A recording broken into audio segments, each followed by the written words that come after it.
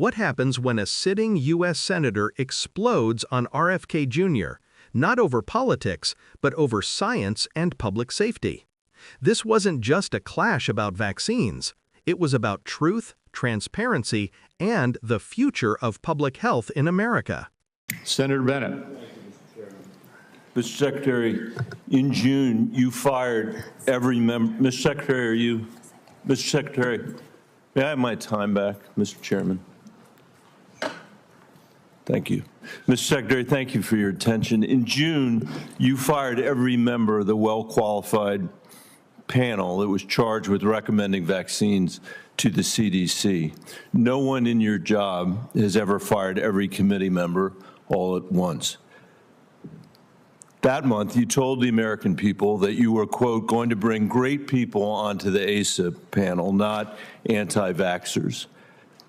Are you aware that one of the people you put on the panel, Dr. Robert Malone, claimed that the commonly used mRNA vaccine, quote, causes a form of AIDS and can damage children's, quote, brains, their heart, their immune system, and their ability to have children in the future? Yes or no, Mr. Kennedy? And Dr. Malone is one of the inventors. Yes or no? Yes or no? Were you aware that he had that view when you appointed him to this panel?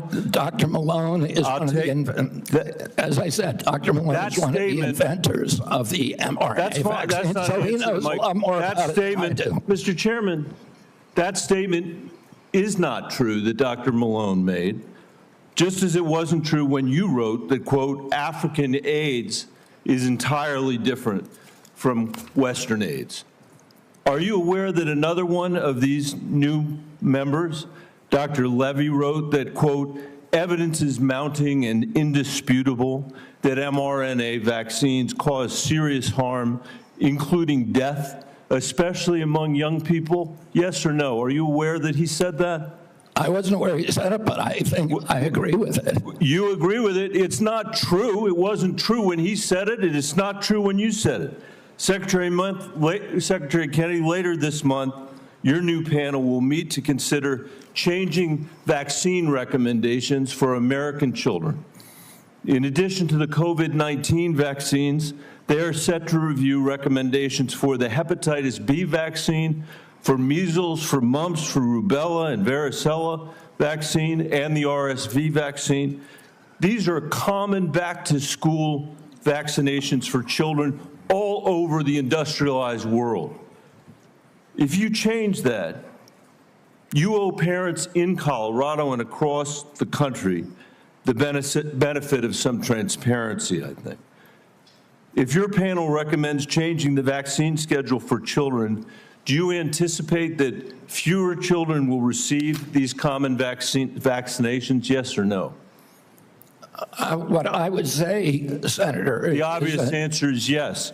Should parents and schools of Colorado be prepared for more measles outbreaks as a result of that, Mr. Secretary?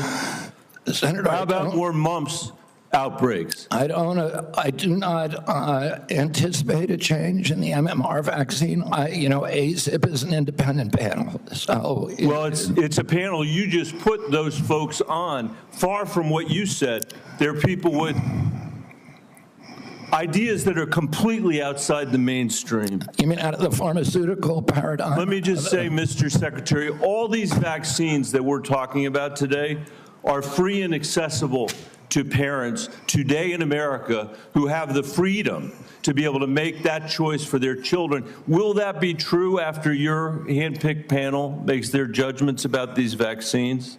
I think that parents should be free to... I know you said that before. I do too. To make their own choices. So will they be just as free after these? I assume they will be. I will hold you to that, Secretary Kennedy. Because this is not a podcast. It is the American people's health that's on the line here.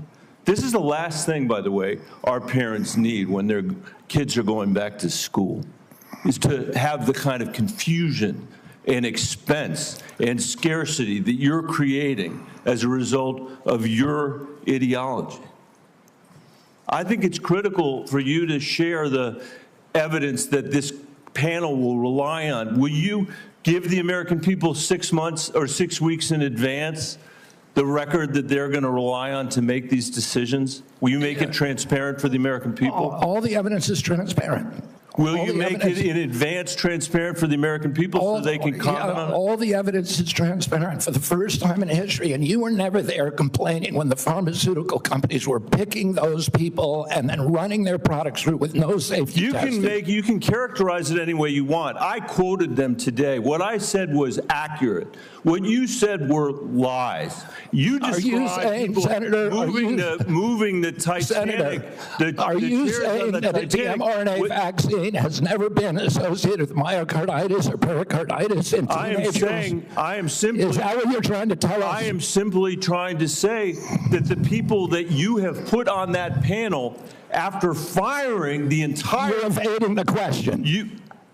No, I'm asking the questions here, You're Mr. Kennedy. evading that question. I'm asking the questions, Mr. Kennedy. I'm asking the questions for Mr. Kennedy on behalf of parents and schools and teachers all over the United States of America who deserve so much better than your leadership. That's what this conversation is about, Mr. Chairman. Senator, they deserve the truth, and that's what we're going to give them for the first time in the history of that agency. What we just witnessed wasn't just a heated Senate moment. It was a full-on explosion of frustration from Senator Michael Bennet, and honestly, it tells you everything about where America is when it comes to science, health, and trust in government. Here's the thing. Bennet isn't just upset that RFK Jr. fired an advisory panel. He's outraged that the new members include figures who've made wildly controversial claims about vaccines. From Bennet's perspective, this isn't about politics. It's about protecting public confidence in medicine. When he says, "This isn't a podcast, it's America's health on the line," that's a direct jab at what he sees as RFK Jr.'s history of using public platforms to spread distrust. But let's also look at the bigger picture. RFK Jr. has built his entire brand around challenging the so-called pharmaceutical paradigm. And now, as the person in charge of HHS, he's bringing that ideology into the machinery of government. That's why Bennett's anger feels so raw. It's not just disagreement, it's disbelief that someone skeptical of mainstream vaccine science is now shaping national policy on vaccines themselves. There's also the underlying question Bennet raised that cuts deeper: transparency. He's demanding that the American people get to see the data behind these panel decisions before changes happen. RFK Jr. says it's all transparent, but Bennet clearly doesn't buy it.